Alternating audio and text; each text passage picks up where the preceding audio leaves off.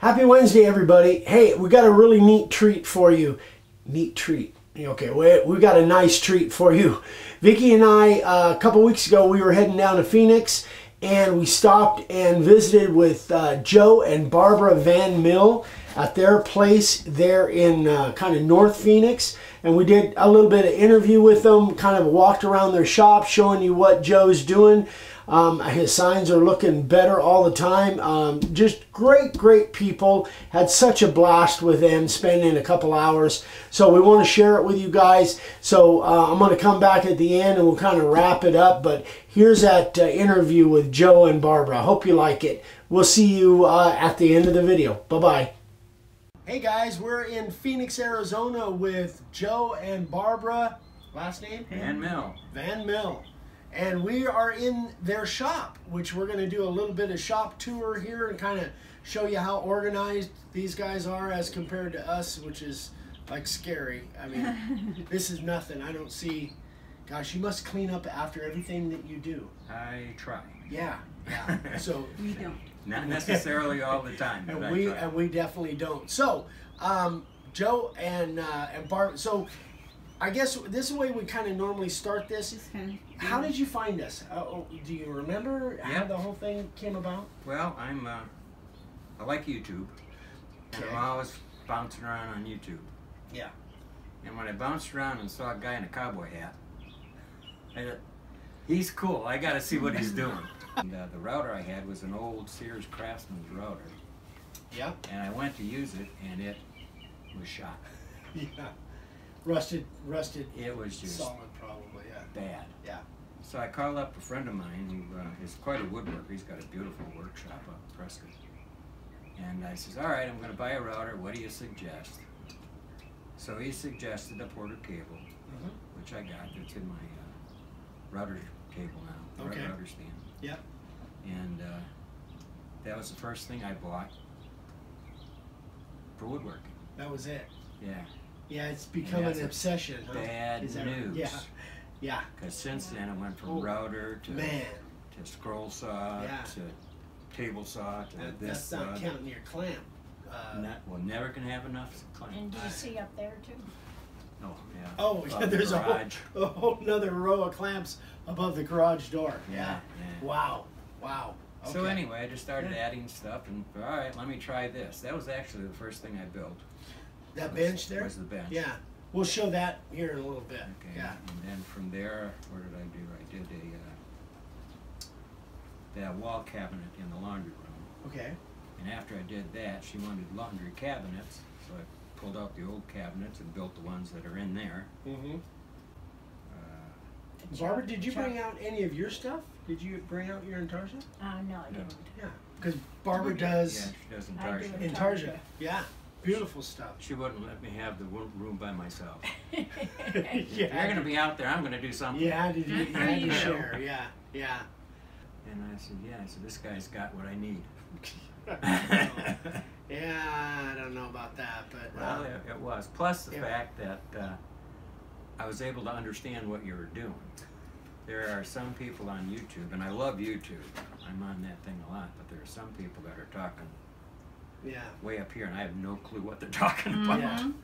If it ain't simple, then me and Dad can't do it. So we've got to make it simple and easy to understand. So that's just the way we do it. It's not intentional. It's just necessary if we want to know how to do it. So all right. So let's do a little bit of a shop tour. So we'll shut this down, and then Vicki will scroll around and talk. Okay, this is my first project that I tried after I retired, and I knew from nothing. I just started throwing pieces apart, and once I got the frame built, then I said, well, what am I going to do? Put drawers in it, or am I going to put a door on it? So I just kept adding pieces by pieces by pieces. And this is what I ended up with. And you've had it for a while. It's nice. Yeah, well, I had it since, 2008 now. All right, so now we're going to go, we're just going to kind of scroll around the shop. And the first thing I did is just throw up a bunch of pegboard. Look at all these hammers. Gosh, you're so organized. Throwing up. A lot of these tools are from my dad and my brother. the old tools, which I never use, and I had a big box. So I just started putting those up, and then I just started adding as we went. And then you've got your, what is that, drill press, Then I got my drill press, my bandsaw. Is all the wood, and then this, do you guys go to, you do shows and festivals? I haven't done anything yet. Oh, you haven't? No, I just... So this is a nice display, yeah. What I started with this is, on the other side of this is my spray station. Oh, okay. So I just roll it out here when I'm working here. Yeah. And actually, this led to my first commercial sale. Oh, I love that. Because somebody sign. driving by saw him? Drove by, came up, and he says, "Hey, can you do this?" And I said, "Sure." I said, "Have it done for you in 2 weeks." And I think I did that sign how many times? 6 times? 7 times? Before you got it. I said, "Okay, I think we got it." I'll call them up and say it's ready. Joe, something you might want to show them is Oh, yeah. what you built. I was going to build something else, but I built this. Just like that. And anyway, each one of those are on my letters. Oh, what a that's great great. idea. Look at that.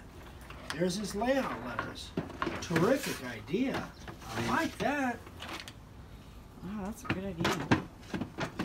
And it just slides underneath your table. And I've on got the some other here, too. side, too. Oh, on both sides. Yeah. He built that special for it. Wow. That's a great idea. Great idea. So I've got, And those were on sale at Home Depot at Yeah. Christmas The time. boxes? So yeah, the last time, when you stopped by the last time, Yeah. I'm going to show you all those boxes. Yeah. Well, there they are. There they are. Yeah. Great idea. So, and I have, well, as you can see, we don't have a lot of room, so everything is on wheels, Yep. and everything goes where it should go. Nice. Yep. Cool. And the Bookman we've got from the 1/2 inch up to Very- the 2 inch. Oh, sorry. I thought you were over here more. We got the 1/2 inch to the 2 inch on Bookman, and then we got the 1.5 to 2 inch on the Clarendon and the Western. Yeah. Anyway, so we I got like that. Plus this we got a lot of the other wine things. sign. Yeah. Nice job Yeah, with these actually, signs. the first sign that I sold was this one. Really? but they wanted it. But they wanted Chardonnay. They didn't So want they red wanted wine. yellow. A red. So I did a Oh, okay. yellow instead. Yellow, yeah. And this is the first thing I ever carved. That is beautiful. I like that. That's really cool. Would make sense. It was around Christmas. Yep. So, yeah. Yeah. Very nice. Very So cool. then what I did with this, on the other side of that is my spray station. Oh, yeah, I see it. So basically, I just roll it out like that so when people are driving by, Yep. and then I Let's have my see this. spray station here. Oh, wow, there you When I go. get too much, just And that cabinet there was our laundry room cabinet before that was. Oh, and your roll is up here. Yeah. This is your roll of paper. Right. Very The clever. paper just small rolls down. Wow. Great idea. Terrific idea. That's awesome. All right. So you got all kinds of wood over here. Looks like some Yeah. cedar pickets.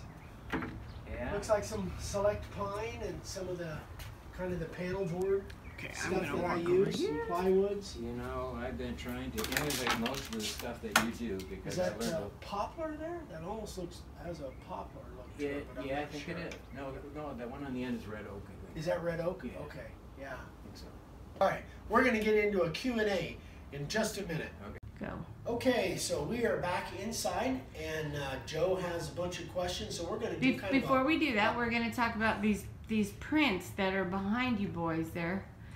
That Joe, tell us about the prints. We got this one, and I've got the gorilla behind me, and then I'll turn around. Oh, Okay, we went to my sister's who lives in Florida, and we decided to go to Busch Gardens. This was last March or something like that. And they were just on exhibit, and they're doing their things, and I took some pictures of them, and So these actually, you made these, you took these I prints. photographed these. Yes, I did it. All right. and so you've been into photography, you said, for, I was a professional photographer for 30 years. wow. So let's see. Yeah, I'm going to it's go over stunning. here. Now it's a hobby that I'm still involved in. I'm going to go around here. Yeah, I've got a Look printer at that one. I can do 17 by 22s on. wow. Those are awesome. Some of the printers I've got. Okay, I'm going to go zoom in over here to Barbara's Intarsia. Oh boy. I've got some 13. Why do we go so dark. Sheets of acetate. Uh-huh. And I'm trying to I don't know what happened there, but like 5.5 by 18. so that's And transfer it right those on. Barbara made over there, the intarsia. Yes, I don't know how this. Am I saying that right? Intarsia? The Yes. transparency stuff, Okay. the original stuff, Yeah. was fine. Yeah. But this is a little bit different. A little different So I'm gonna material. try that, see Yeah. what happens. Okay, so now Yes. I got those pictures are amazing. I love them. So now Joe's got some questions for Eric. All right. All right. What else you got? All right, now I'm gonna have to Go to your list. go to my list, yeah. So it's a live Q&A, kind of. Okay. Well, we're both alive. Yeah, we're still on this one. The circular sign we already talked about, Yes. doing that edging on the circular Yep, sign. We yep, did that in the back. Yeah.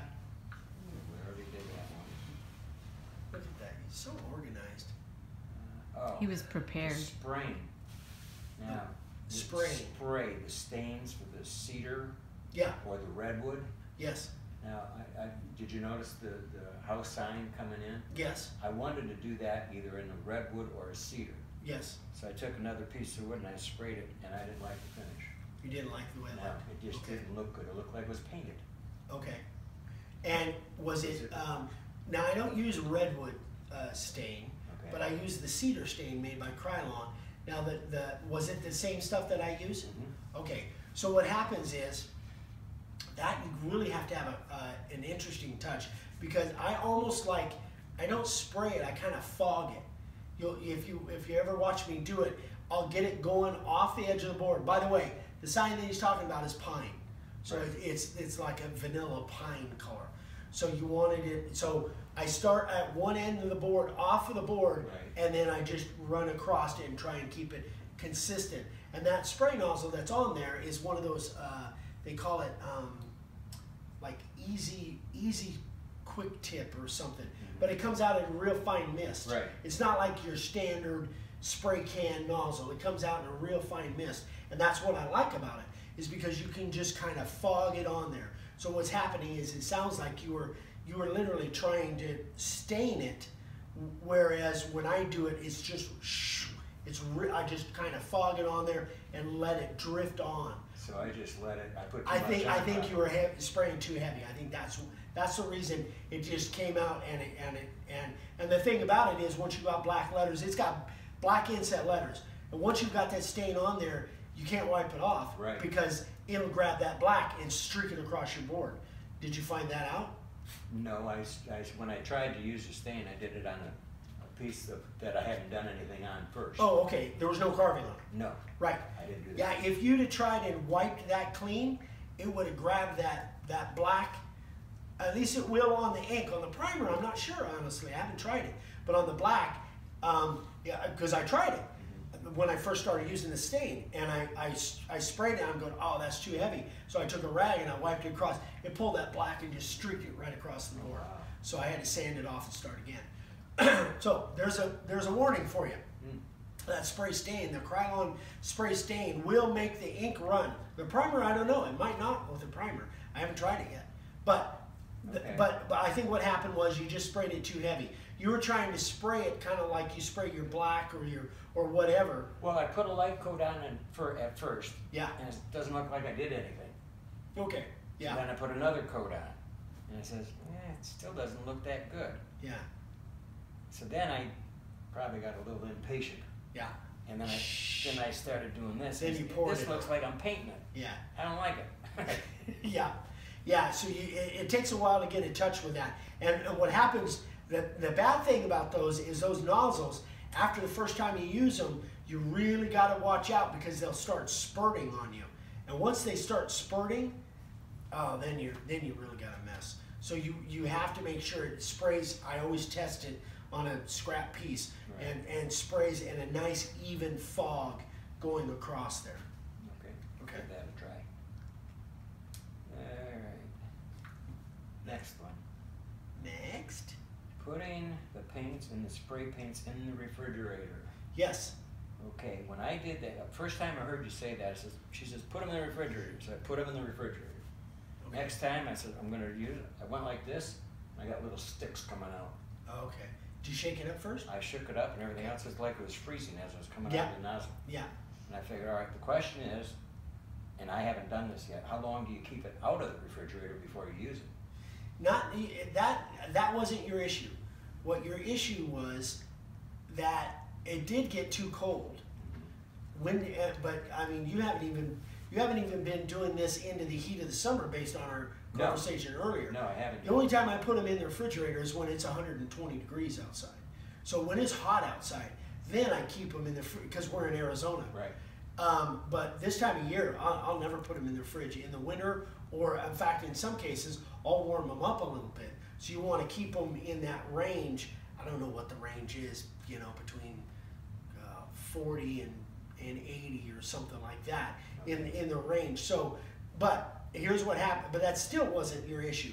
Your issue was your nozzle and inside the can. So there's a video that I did where, and it's called Spraying Issues. I don't know what the video is right now. I'll put a link in below. Okay. But what happened was that something happened with the tube inside the can, and it gets kind of clogged up. So here's another thing. When you're storing, and this was on the ink, right? Yes. Not the primer, on the ink. Store your ink upside down.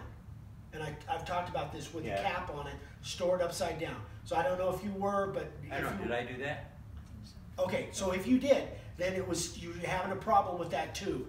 So there's a video that I did where I took the nozzle off, and I took what did I use? I used an old router bit or a really small screwdriver. Put gloves on, put your cigarette out, no open flames, and I pointed it away from me, and I stuck that. It could be a drill bit, it could be a nail, a 16-penny nail, and stick it right in the end of that tube where that nozzle came out of, and get it shooting, and it'll shoot out.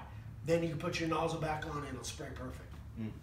So, and I learned this the hard way because I was throwing cans of ink away. Right. It was like, another bad one, throw it away. And I did that for like 3 years, and it's like, well, what am I gonna lose by, you know, experimenting and see if I can clear this thing out? So as it turns out, it turned out okay. Now, the other thing is those nozzles, those are the standard nozzles.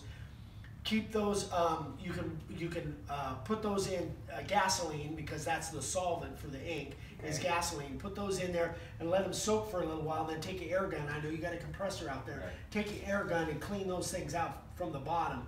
Blow air through them, so you know those are clean. You know what I mean? Cleared out, and then clear out that can. Then you know your nozzle's good, and that tube is clear. You shouldn't have any issues after that. Okay. Okay. Yeah, because the first time I did that, it started coming out in sticks. I said, this isn't right. Yeah. No. Yeah. And it's frustrating. It was. Yeah. It was very frustrating, especially when you're paying $5 a can. Yeah. Yeah. Or whatever you're paying. Oh, here's one. And this is a good one. Uh-oh. You talked about... Let me take a drink. Okay. Bourbon. There you go. Okay. I think you call it monetarizations or something. Monetization. On the commercials? Yeah, monetization. I don't know if you have any control over that stuff or not. I don't. Yeah, but... Those things come on and they just blast you right out of your chair. The volume? Yes. God, I don't have any control. Oh, that's all a YouTube thing. That just blasts us out of it. So the thing I'm grabbing I do have control. I do have control of. You should always, and this is a really good question. I'm going to ask you a question. When do you see those commercials? Do you see them at the very beginning? Usually it's the beginning. And then you don't see any after that, right? Mm-hmm. Is it skippable where you can skip that ad? Yeah, I do it. Well, because I always, as an insight, as a YouTube guy, for me, I have the option to have those play in the middle of the video, at the end of the video, or have that banner across the bottom during the whole video. And I always put them at the beginning and skippable. But you know, sometimes when you watch, you can't skip. It'll say your video will play at the end. Right. That's the guy that made the video. They have that option to make you have to watch that. I just don't believe in that. I want that thing, because when you do watch like 30 seconds of it, I get, I don't know, a couple cents, whatever it is. But I always make them skippable. So, Yeah, I don't have any control over the volume. I'm Okay. sorry. Yeah. I don't. Here's what I would do. Kick your volume down at the beginning, and then when it comes on, then you can skip it and then bring your volume up. Right. So, yeah. Well, that's what we did. And I figured if that does it to everybody, it might be irritating a lot of people. Yeah. And you're not getting your cup of coffee out of it. So, there's a tip for you guys. If that commercial at the beginning of our videos, if it's playing too loud, just kick your volume down, and it will always, as far as I'm doing it, it'll always be skippable. Because, all right, oh, yeah, good. About a minute and a half left. No, actually, we covered the stuff that we were out in the garage. Out in the shop? Okay. Yeah, when we did about doing the circular signs and all that. Right, right. Don't use an edge guide. Yeah, Joe was asking about cutting a line on one of the rounds, which are real popular. A lot of you guys using the rounds, and cutting a line all the way around. And I can't remember, I know I've done that many times, but I can't remember if I ever did it on on film. But maybe I need to do that. But anyway, a square edge guide on your router can be kind of difficult trying to keep that consistent all the way around, as you found out. Right. So I suggest use the old fingers underneath right on the side of the board as you're, and if you've got a smaller router, do it with a smaller router, a little easier to control than the big 690LR that you were using. Right. So that makes it tough too. And the fact that the handles for that 690LR are up rather than having the handles down on the base plate like on your little DeWalt. Actually, I tried it both ways. Did you? Yes, I had the handles that you guys make. Oh, for the 690? For this, I started with that one. Oh, okay. But then it got in the way of the edge guide. Yeah, it would. So something had to go. Yeah, gotcha. So then I went back to the other handles and put the edge guide I'm on. getting the... Whoops. Yes, so we're going to say good night, Gracie. Good night, Gracie. Okay, so thanks so much, you guys. Barbara's sitting over there in the chair, and thank you, Joe. Thank you very much for coming in. I appreciate it. It was fun. Punky is now settled down. She's used to it. Punky's a good girl. Yes. So this is it for now. Thanks for watching, guys. I'll put an ending on this. We'll just shut it down. I'll put an ending on it. Say good night, Gracie. Bye. Good night, Gracie. So I hope you guys liked that. Joe and Barbara, just fantastic people. They were so gracious, and Punky, of course, was terrific as well. So thank you, Joe and Barbara and Punky. We'll get down there and see you again next time we're coming through Phoenix. So I hope you guys enjoyed this. We got a really special video coming up on Friday. Again, I've talked about it a couple times. It was a project that I've never really done before, and certainly never done it on camera before. So that'll come up in a couple days. So if you like this, we would really like give us a thumbs up on it and share it as much as you can. And if you haven't subscribed yet, we'd love for you to subscribe and send us or click that little bell icon to get notification when we post a new video 3 times a week. Again, if you have any questions on this interview or anything else that I can help with, email me directly, eric@makeawoodsign.com. I'm also on Instagram, Make a Wood Sign, putting new stuff on there every day, actually. So everybody have a great week, and we will see you on Friday. Bye-bye.